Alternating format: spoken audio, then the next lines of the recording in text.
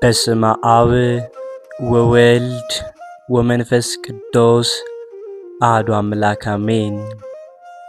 በክርስቶስ ክርስቲያን በወልድ ወልደ እግዚአብሔር በመንፈስ ቅዱስ መንፈሳውያን የተሰኛችሁ የኃያሉ የልዑል እግዚአብሔር ቤተሰቦች የእናታችን የቅድስት ድንግል ማርያም የአስራት የበኩራት ልጆች እንኳን ለሊቀ መላእክት ለቅዱስ ሚካኤል ወርሃዊ መታሰቢያ ክብረ በዓል በሰላም በጤና ደረሳችሁ። ዝክር ሚዲያችንን ቤተሰብ ካልሆናችሁ ሰብስክራይብ፣ ላይክ እንዲሁም ሼር በማድረግ ዘውትር ወደ እናንተ የምናደርሰውን ይህንን ጣፋጩን የሕይወት ቃል መንፈሳዊ ድግስ እንድትመገቡ ስንል በልዑል እግዚአብሔር ስም በትህትና ቃል እናሳስባለን። ከሊቀ መላእክት ከቅዱስ ሚካኤል ረድኤቱ በረከቱ አማላጅነቱ ጥበቃው አይለየን፣ አሜን።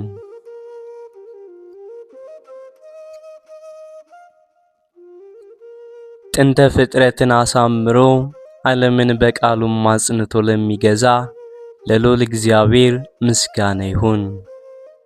ዛሬ የምናቀርብላችሁ ይህንን የቅዱስ ሚካኤልን ድርሳን ነው። የታሪክ መጋረጃ ከሰው ልጅ ዕውቀትና ምርምር በላይ ወደ ሆነው በብርሃን ወደ ተገነባው ሰማያዊም ዓለም ይወስደናል።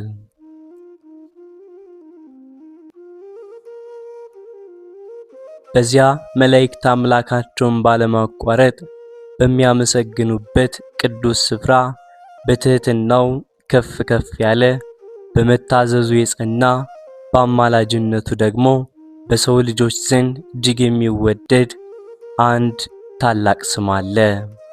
እርሱም ቅዱስ ሚካኤል ነው።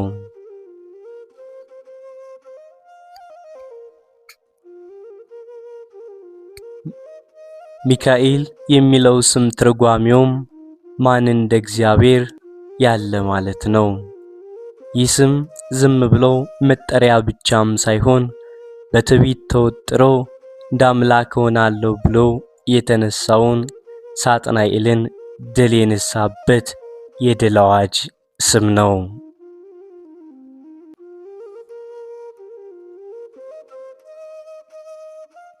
በሰማያት ሰልፍ በሆነም ጊዜ ሰላም ትሕትናን ሰንቆ የወጣው ቅዱስ ሚካኤል ዛሬም ድረስ ለሰው ልጆች የሰላም ዘበኛ፣ ለታመሙት ፈዋሽ፣ ለታሰሩት ደግሞ ፈታኝ ሆኖም ያገለግላል።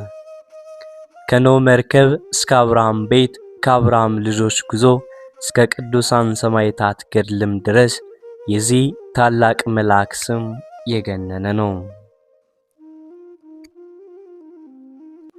እርሱ በባህር ላይ ለሚጓዙ መሪ፣ በምድረ በዳ ለሚሰቃዩም ጥላ፣ በፈተና ውስጥ ላሉት ደግሞ ብርቱ ረዳት ነው። ዛሬም በዚህ ትረካችን ስለ ቅዱስ ሚካኤል ማንነት፣ ስለ ተራዳይነቱ፣ በቤተ ክርስቲያንም ስላለው ታላቅ ክብር በጥልቁም እንመለከታለን።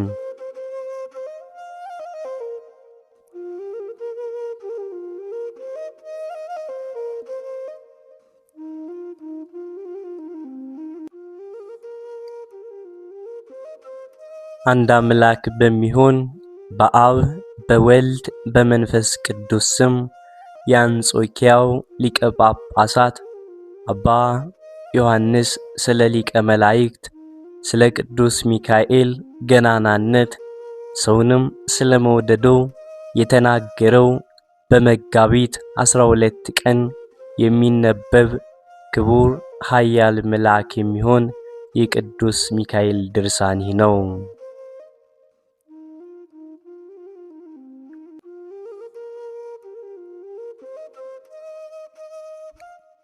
ከዚህም አያይዞ ስለ ሰንበት ክብር ተናግሯል። ዳግመኛም ስለ እንግዳው ማቴዎስና ስለ ሚስቱ ስለ ልጆቹ በመላእክት አለቃ በቅዱስ ሚካኤል ልመና በእግዚአብሔር እንደመዳኑም ተናገረ።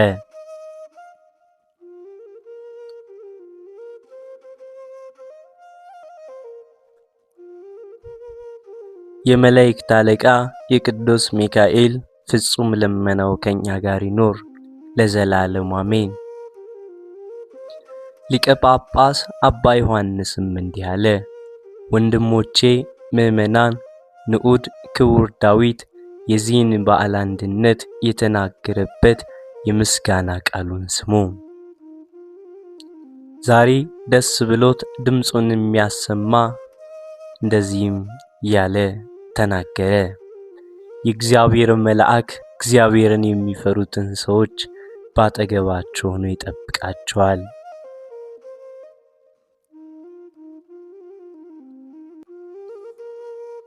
ወዳጆች ሆይ ዛሬ እነዚህ ሁለቱም በዓላት የመላእክት አለቃ የቅዱስ ሚካኤል በዓልና ጌታችን መድኃኒታችን ኢየሱስ ክርስቶስ የተነሳበት የከበረችው ሰንበት የተባበሩት በዓል ነው። እነሆ ታላቅ ጸጥታም አየሁ፣ የሚከለክለን ሁከት የለም። ነገር ግን እናንተ ሁላችሁም የምነግራችሁን የትምህርቴን ነገር ትሰሙ ዘንድ ተዘጋጁ። በሃይማኖት ይህንን ነገር የምትሰሙትን እናንተም ስሙ። ጌታችን ባለ 100 ባለ 60 ባለ 30 አለ።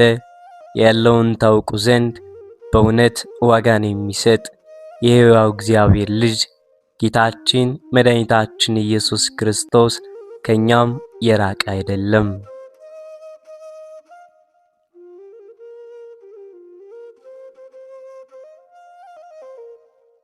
እውነትን ድህነትን ሁሉ በተመላ አንደበት ሁሉ ሦስቱ በእኔ ስም በተሰበሰቡት እኔም በእነሱ መካከል አለሁ ብሎ ተናግሯልና ፈጣሪያችንም ከኛ ጋር ከሆነ እንግዲህ የሚያመሰግን ታላቁ ዳዊት ደስ ብሎት የተናገረውን እንቀበላለን። እግዚአብሔር በምድር ሁሉ ንጉሥ ነውና እግዚአብሔር በአሕዛብ ሁሉ ላይ ነግሷልና ልብ አድርጋችሁ አመስግኑ። ወዳጆች ሆይ ዛሬ የመድኃኒታችን በዓል እንደሆነች እወቁ።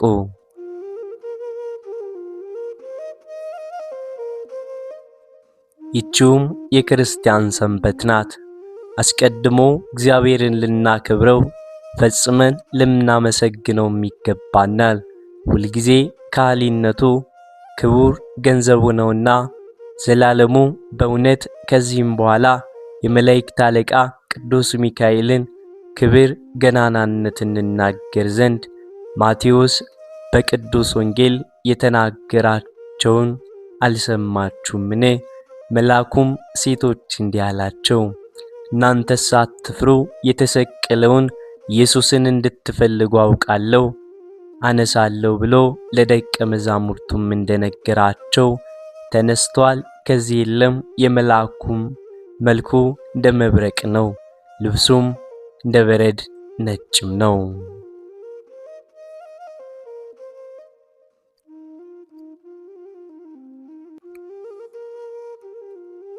ይህ የመላእክት አለቃ ቅዱስ ሚካኤል ነው። ወዳጆች ሆይ ዛሬ በዓሉን እናደርግም ዘንድ ጌታ በእኛ መካከል አለና የመላእክት ወገን ሁሉ የቅዱስ ገብርኤልንና የቅዱስ ሚካኤልን በዓል ያደርጋሉ። ስለ ሰው ልጅ ወገንም ሁል ጊዜ ወደ እግዚአብሔር ይለምናሉና እግዚአብሔርም በቅዱሳን መላእክት ጸሎት የሰዎችን ኃጢአት ይቅር ይላቸዋል።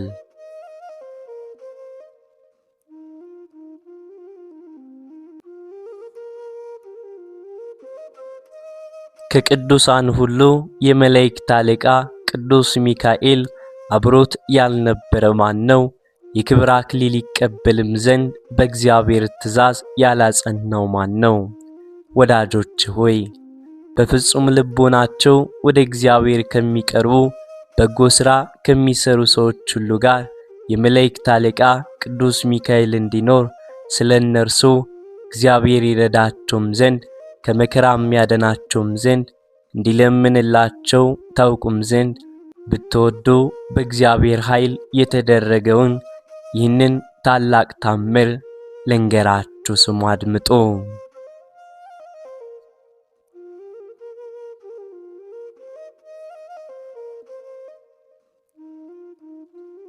በቂልቅያም አውራጃ ከሚኖሩ ሰዎች ቀድሞ ያላመነ ቂሶን የሚባል አንድ ሰው ነበረ። እጅግ ባለጸጋም ነበር።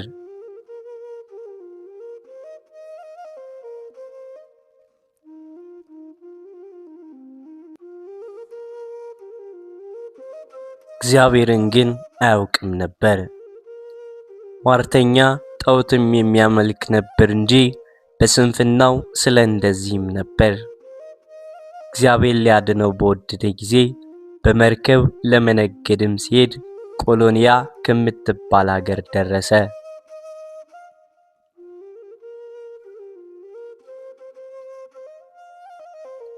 የዚያ አገር ሰዎች ግን እግዚአብሔርን ያመልኩ ነበር። በዳር ወርም በአራተኛው ቀን ከዚያ ደረሰ።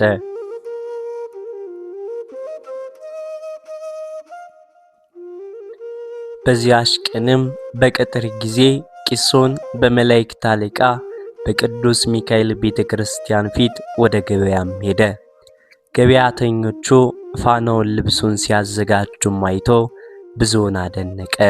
እግዚአብሔርም መክሮት የሥራቸውን ፍጻሜ እስኪያይ ድረስ ከዚያም ተቀመጠ።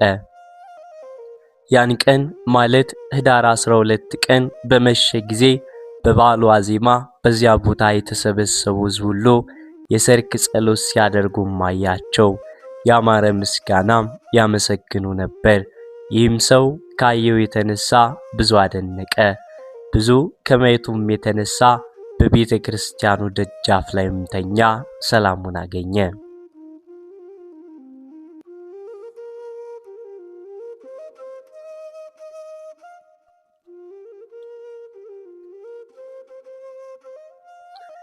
ዳግመኛም በዚያች ሌሊት ካህናትና አዋቂዎች የንግሥ ጸሎት ይጸልዩ ዘንድ ተሰበሰቡ።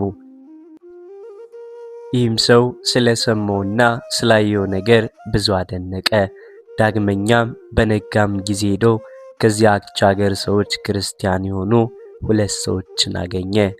ወንድሞቼ ሆይ በዚች ሌሊት በዚች አገር ብዙ ደስታና ምስጋና የሆነበት ነገር ምንድነው ብሎም ጠየቃቸው። ሁለቱም ዛሬ ህዳር 12 ቀን ነውና የመላእክት አለቃ የቅዱስ ሚካኤልን በዓል እናደርጋለን፣ ይቅር ኃጢአታችን ያስተስርይልን ዘንድ ከክፉ ነገር ሁሉ ያደነንም ዘንድ ስለኛ እግዚአብሔርን ይለምነዋልና አሉት። ያ ሰው ከእርሱ ጋር እነጋገር ዘንድ ከክፉ መከራም ሁሉ ያድነኝ ዘንድ እንደለምነው ወዴት አለ አላቸው። እነርሱም መልሰው እንዲህ አሉት፣ እንደኛ ፍጹም ክርስቲያን እስክትሆን ድረስ ዛሬ ልታየው አትችልም። ክርስቲያንም ከሆንክ የምትለምነው ባሪያውን ብቻም አይደለም ጌታውንም ታየዋለህ እንጂ ከጌትነቱም የተነሳ ታደንቀዋለህ እንጂ እርሱም ከክፉ ነገር ሁሉ ያድናል።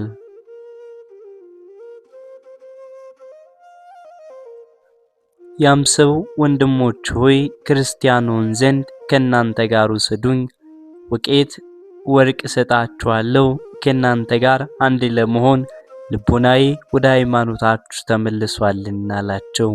እነዚህም ሰዎች መልሰው እንዲህ አሉት፣ አባታችን ጳጳሱ እስኪጸልይልም ድረስ በአብ በወልድ በመንፈስ ቅዱስ ስም እስኪያጠምቅህና እስኪያትምህም ድረስ እንደኛ ክርስቲያን ልትሆን አትችልም። ከዚህ በኋላ ግን ክርስቲያን ትሆናለህ አሉት። ነገር ግን አባታችን ጳጳሱ ጸሎቱን እስኪፈጽም ድረስ ታገስ፣ ወደ እርሱ እንወስድሃለን፣ እንደኛም ያደርግሃል አሉት። እንደነገሩትም አደረገ። ያችንም ቀን ታገሰ።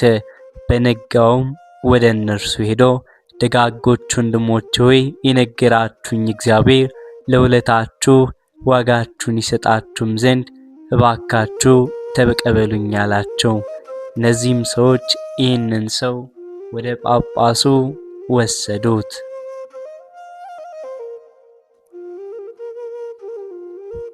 ጳጳሱም ይህንን ሰው አንተ ከወዴት አገር ነህ? ወደዚህስ ምን ልታደርግ መጣህ? አለው። እኔስ ከቂልቅያ አውራጃ መጣሁም አለው። ጳጳሱም እንደኛ ክርስቲያን ልትሆን ልቡናህ ወደደን አለው። ይህም እንግዳው ሁሉ ክርስቲያን ሆን ዘንድ ልቦናዬ ወዷልም አለው። ጳጳሱም ከአማልክት በአማን ታመልክ ኑሯል አለው። ያም ሰው በፀሐይ አመልክ ነበር ብሎ መለሰለት። ጳጳሱም በዚች ምድር ፀሐይ በገባችም ጊዜ በምድር ላይ መከራ ያገኛል፣ ይረዳም ዘንድ በወዴት ታገኘዋል አለው።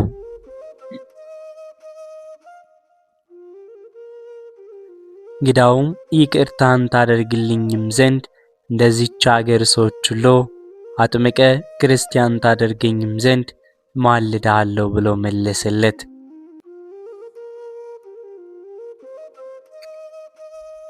ጳጳሱም በአገርህ ሚስትና ልጅ አለህን አለው። ያም ሰው በአገሬ ሳው ልጄና ሚስት አሉኝ አለው። ጳጳሱም ወደ እነርሱ እስክትሄድም ድረስ ስለዚህ ዛሬ ላጥምቅህ አልችልም፣ እንዳትክዱ፣ እርስ በርሳችሁ እንዳትጠራጠሩ፣ እንዳትለያዩ፣ በዚህ ምክንያት የተቀበልነውን ጥምቀትንና ሃይማኖትን እንዳትክድ፣ መጀመሪያ ክደት ከሴት ሆኗልና፣ ነገር ግን ልቦና ከፈቀደ ሂድና ካንተ ጋር አምጣቸው፣ ክርስቲያን አደርጋቸዋለሁ አለው።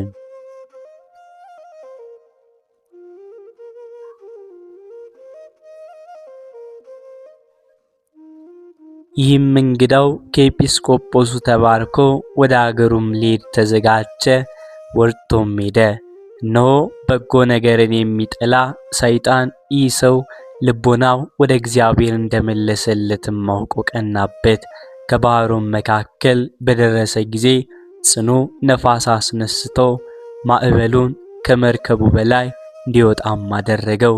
ከመርከቢቱም መስጠም የተነሳ በመርከቡ ውስጥ ያሉ ብዙ ሰዎች ሞቱ።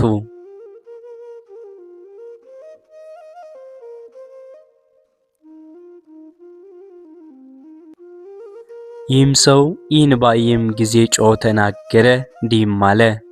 ጌታዬ ኢየሱስ ክርስቶስ ሆይ ከዚህ ጽኑ መከራ አድነኝ።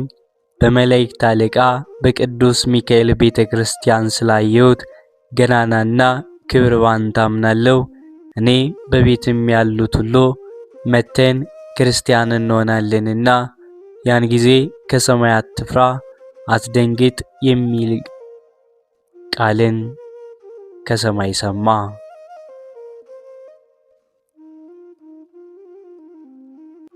ያን ጊዜ የባሕሩ ማዕበል እስከታችም ድረስ ጸጥ አለ። መርከቡም በእግዚአብሔር ትእዛዝ ተካክሎ በቀጥታም ሄደ። ምንም ክፉ ነገር ሳያገኘው ሀገሩ ላይ ደረሰ።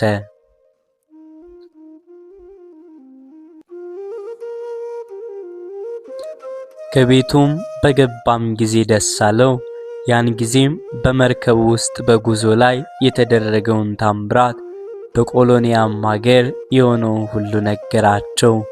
ይህ እኛ የምናመልከው ፀሐይ በእውነት አምላክ አይደለም፣ ይልቅስ ኃያል አምላክ እግዚአብሔርን የሕያው የእግዚአብሔር ልጅ ኢየሱስ ክርስቶስን የምናመልከው ሰማይንና ምድርን የፈጠረ እርሱ ነው፣ ሁሉም ከእርሱ የተገኘ ነው አላቸው።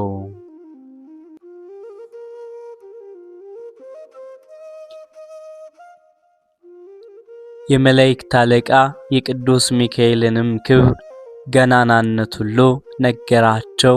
ታላቁ ልጅም ብዙ አደነቀ።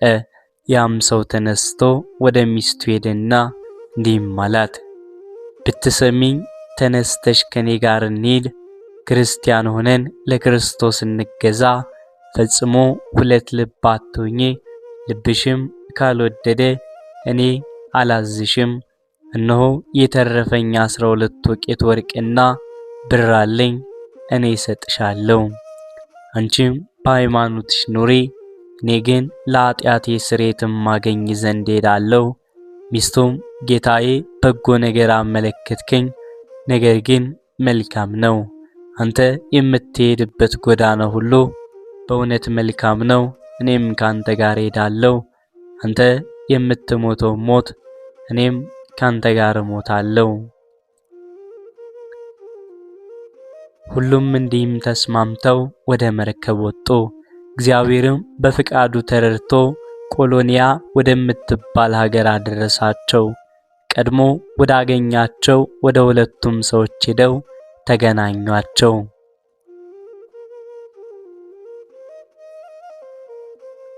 ክርስቲያንም ሊሆኑ እንደመጡ ነገሯቸው። እነርሱም ወደ ጳጳሳት ወሰዷቸው። እነዚያ ሰዎችም ያ ቀድሞ መጥቶ የነበረው ሰው እነሆ ከልጆቹና ከሚስቱ ከቤተሰቦቹም ጋር ክርስቲያን ሊሆኑ መጥተዋል ብለው ለጳጳሳቱም ነገሩት። ጳጳሱም ስለ ነፍሳቸው ድነት እጅግ ደስ አለው። ወደ እርሱም በቀረበም ጊዜ በእውነት ክርስቲያን ልትሆኑ ትወዳላችሁን? አላቸው። እነርሱም መልሰው በትህትና አዎ አባታችን በጸሎት እግዚአብሔር ቢፈቅድልን አሉት። ያን ጊዜም ጳጳሱ በመላእክት አለቃ በቅዱስ ሚካኤል ቤተ ክርስቲያን የክርስቶስ ለመሆን የሚያበቃውን የጥምቀት ሥርዓት አዘጋጀ። ለዚያ ሰው ለሚስቱ ለልጆቹና ለአገልጋዮቹም የሃይማኖትን ምስጢር አስተማራቸው። በአብ በወልድ በመንፈስ ቅዱስ ስም አጠመቃቸው። እግዚአብሔርን ባወጣላቸው በአዲስ ስም ጠራቸው። የዚያ ሰው የቀደመ ስሙ ቂሶን ይባልም ነበር። ከዚያም ማቴዎስ ብሎ ሰየመው።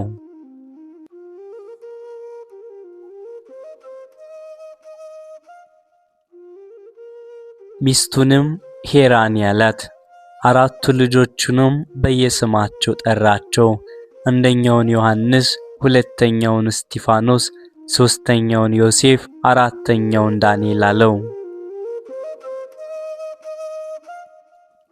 ቅዳሴ ተቀድሶ ከቅዱስ ምስጢርም አካፈላቸው። የክርስቶስን ሥጋውንና ደሙን አቀበላቸው። ከተጠመቁም በኋላ ጳጳሱ የቀናቸውን የሃይማኖትን ነገር ያስተማራቸው ወር ሙሉ ከእርሱም ዘንድ ተቀመጡ። እንግዳ ማቴዎስ ከደስታው ብዛት የተነሳ በእጁ ያገኘውን ገንዘብ ሁሉ ስለ ነፍሱ ድነት ለመላእክት አለቃ ለቅዱስ ሚካኤል ቤተ ክርስቲያን ሰጠ።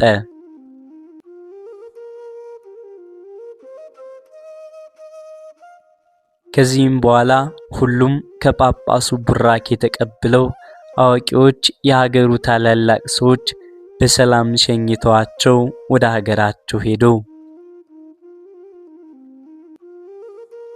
በእግዚአብሔር ፈቃድም የመላእክት አለቃ ቅዱስ ሚካኤል እየመራቸው ወደ ሀገራቸው ገቡ። ወደ ሀገራቸውም በገቡም ጊዜ ለዘመዶቻቸው ታላቅ በዓልን አደረጉ። ለድሆችና ለጦም አዳሪዎችም ምጽዋትን ሰጡ። ለባልቴቶች፣ ለሙቶች ልጆች፣ ረዳት ለሌላቸው ሴቶች ሰዎች እስኪያደንቁም ድረስ ስማቸው በሰው ሁሉ ዘንድ ተወደደ። በጎ ምግባራቸው በአገሩ ሁሉ ተሰማ።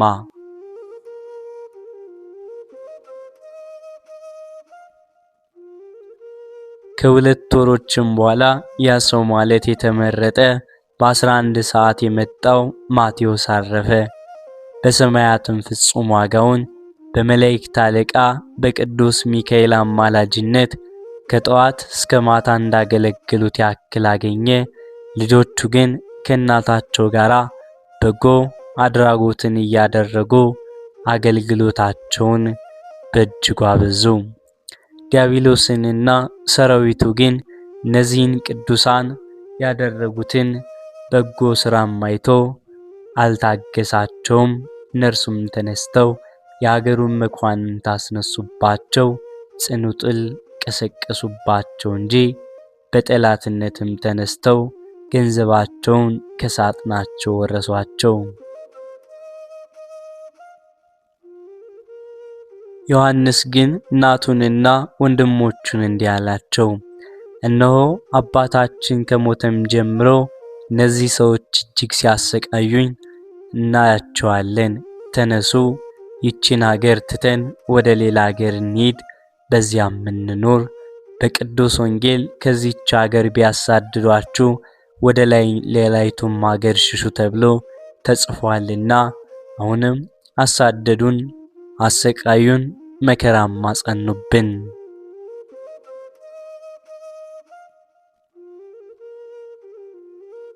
ነገር ግን የእግዚአብሔር ፈቃድ ይሁን። ከዚህም በኋላ በስውር ተነስተው ገንዘባቸውን ይዘው ወደ ሌላም ሀገር ሄዱ። የመላእክት አለቃ የቅዱስ ሚካኤል ጌታዬ ሆይ እርዳኝ እያሉ በዚያም ኖሩ። ቀድሞ ከሚያደርጉትም በይበልጥ ምጽዋትን አበዙ።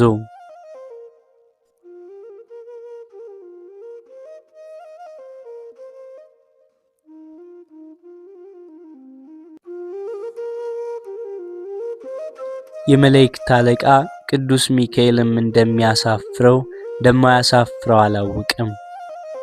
እንደ አንበሳም ያናፋ ነበር። ከጥቂት ቀንም በኋላ የአገሩ ዘበኞች ሌሎችም ሴሎም ወደሚባለው ወደ አንድ ባለጠጋ በሌሊት ሄደው ቤቱን በርብረው ብዙ ገንዘብ ዘረፉ። ባለጸጋውም ያችን አገር ለሚገዛ መስፍንም ተናገረ።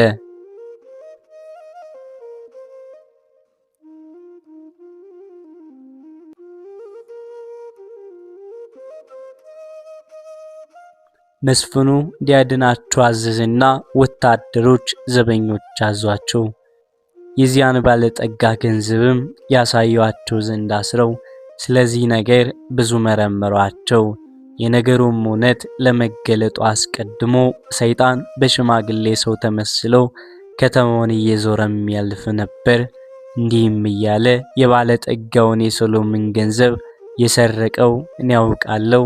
በዚህ ወራት ወደዚህ የመጡትን አራቱን ስደተኞች ጎልማሶች ወደ ቤቱም ገብተው ገንዘቡን ሲዘርፉ አይቻቸዋለሁ። በአገራችን በነበሩበት ጊዜም ስራቸው ይሆን እንደነበረ እኔ ያውቃለሁ።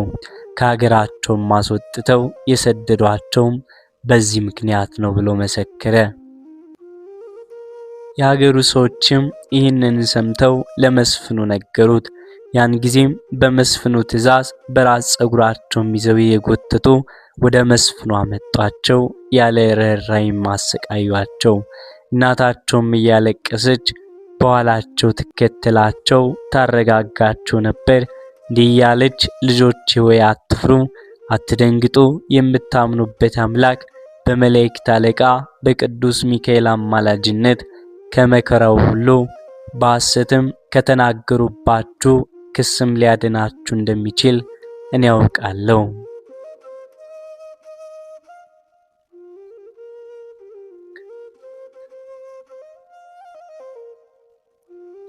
እርሷም ይህንን ነገር ተናግራ እነሆ ቃል ከሰማይ መጣ እንዲህም የሚል እናንተ የእግዚአብሔር አገልጋዮች ሆይ አትፍሩ፣ አትደንግጡ። እኔ አልለያችሁም፣ ለዘላለም ምንም ክፉ ነገር አያገኛችሁም።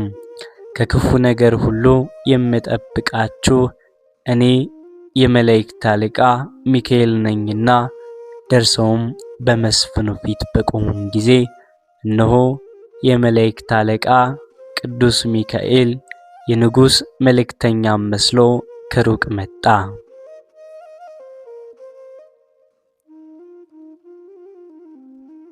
መስፍኑም ባየም ጊዜ ተነስቶ በፍርድ አደባባይ እንዲቀመጥ ፍርዱንም እንዲሰማ ማለደው። መስፍኑም ወደ ልጆቹ መለስ ብሎ እናንተ ቶሎ አምጡና ከሚፈረድባችሁ በፊት የባለጸጋውን የሴሎምን ገንዘብ ስጡት አሉት። የክርስቲያን አምላክ ሕያው እግዚአብሔር ምክሩን የሚገልጥበት የመላእክት አለቃ ሚካኤል በዚህም ሥራ ላይ እንዳልተባበርን ያውቀናል አሉት። የመላእክት አለቃ ቅዱስ ሚካኤልም መስፍኑን የባለጸጋው ገንዘብ በእውነት እንደሚገኝ እኔ ያውቃለሁ፣ የእነዚህን ሰዎች ትንሽ ወንድም ያዙና ወደ ዘበኞች ቤት አግቡት። ከዚህም በኋላ የመላእክት አለቃ ቅዱስ ሚካኤል ባከበረው በጌታዬ በኢየሱስ ክርስቶስ ስም የባለጸጋው የሴሎም ገንዘብ ይገለጥ ብሎ የሚጮህ በእርሱም አንድ ምክንያት እናገኛለን። ያን ጊዜ እግዚአብሔር በእውነት ኃይሉን ያሳያለው። ከዚህም በኋላ መስፍኑ የእነዚያን ሰዎች ወንድም የተባለውን ሕፃን ልጅ እንዲያመጡትና ቅዱስ ሚካኤል እንዳለ ወደ ዘበኞች ቤት እንዲያስገቡት አዘዘ። መስፍኑም እንዳዘዘ አደረጉት። ያም ልጅ በጌታዬ በኢየሱስ ክርስቶስ ስም በመላእክት አለቃ በቅዱስ ሚካኤል አማላጅነት የባለጸጋው የሴሎም ገንዘብ ይገለጥ ብሎም ጮኸ። ያን ጊዜም የእግዚአብሔር ቃል መጣ። በዚያም ያሉት ሁሉ እንዲህ ሲል ሰሙ። ወደዚህች ዋሻ ግቡ፣ የባለጸጋውን የሴሎም ገንዘብ ሁሉ ታገኛላችሁ። ይቺ ትንሽ ልጅና ወንድሞቹም ከኃጢአት ንጹሐን ናቸው። ያን ጊዜም ወደ ዋሻው ወረዱ፣ የባለጸጋውንም ገንዘብ አገኙ። ለመስፍኑም የሆነውን ነገሩት፣ እጅግም አደነቀ። የንጉሥ መልእክተኛም መስሎ ለነበረው ለመላእክት አለቃ ቅዱስ ሚካኤል የሚነግረው ዘንድ መለስ ባለም ጊዜ አላገኘውም። ያን ጊዜ እጅግ አደነቀ። አራቱንም ሰዎች ነፃ አድርጎም አሰናበታቸው። ደስ ብሏቸው እግዚአብሔርን እያመሰገኑ የመላእክት አለቃ ቅዱስ ሚካኤልን ምልጃ ታላቅነትም እያደነቁ ወደ ቤታቸው ገቡ። እነዚያን ቅዱሳን ያዩ የሰሙ ሁሉ ከመልካም ግብራቸውም የተነሳ እስኪደነቁም ድረስ ዘውትር የሚያገኙትን ቸርነትና በጎ አድራጎትም አልቀነሱም።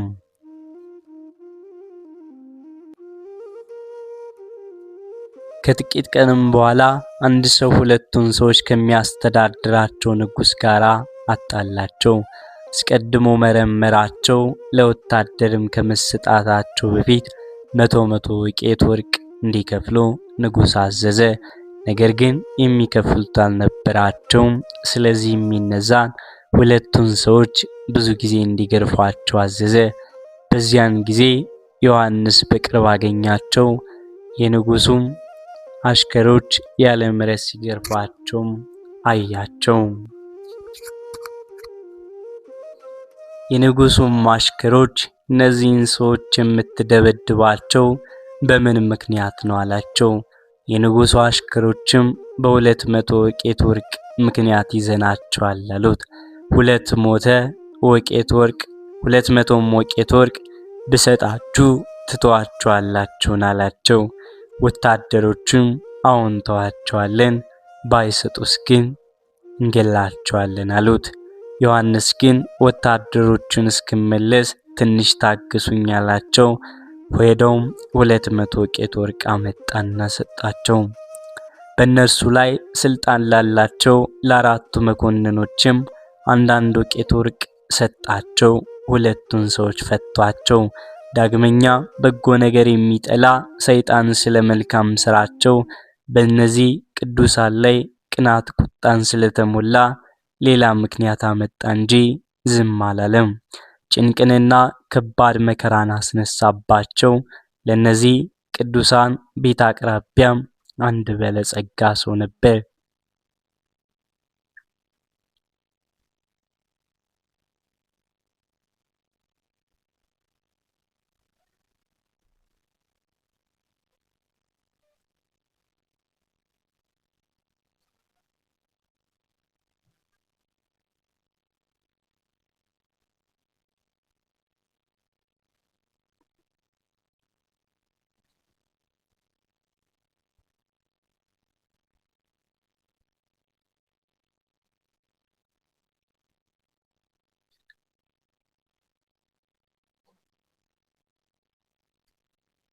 በዚህችም ቀን የሊቀ መላእክት የቅዱስ ሚካኤል መታሰቢያ ነው። በዚህ በዓል ብቻውን የሚበላ የሚጠጣ ደስ የሚለው የራባቸው የጠማቸው ድሆች ጦም አዳሪዎችን ቸል የሚላቸው አይፈልግምና በዚህ በዓል ድሃው ከሜዳም ወድቆ በብርድ እየተሰቃየ በክብር ልብስ የሚያጌጥ አይፈልግም። ይህም በዓል ድሃው በሜዳ ወድቆ ባጌጡ ቤቶች የሚቀመጡለትን ሰዎች አይፈልግም። ይህ በዓል ድሃ በእስር ቤት የተጨነቀ በተድላ በደስታ ያለ ልክ የሚበላ የሚጠጣ ሰውን አይፈልግም። ይህም በዓል ድሃው ታሞ የሚረዳው የሚጎበኘው አጥቶ ሲጨነቅ ብቻውን ራት ወይንም ምሳ የሚያደርገውን አይሻም። በወንጌል የተጻፉት እነዚህ ትእዛዛት የሚሉት ይህን ነው። አሁንም ወንድሞቼ በቀና ልብ የመላእክት አለቃ የቅዱስ ሚካኤልን ስም እንጥራ፣ ከእግዚአብሔር ጸጋን ይለምንልን ዘንድ። ዳግመኛም በመላእክት አለቃ በቅዱስ ሚካኤል አማላጅነት በጌታችን እናት በሁለት ወገን ድንግል ቅድስት ክብር በምትሆን በእመቤታችን ድንግል ማርያም አማላጅነት በዓለም ሁሉ ከእግዚአብሔር ዘንድ ምሕረትን እንደሚሰጥ እነግራችኋለሁ። አሁንም ስለዚህ በዓል የሚገባ ምስጋናና መስግን። ምስጋናን ለመፈጸም ጊዜው ቀርቧልና ፍጹም ምስጋና የሚገባውን ጌታችን አምላካችን መድኃኒታችን ኢየሱስ ክርስቶስን እናመስግነው።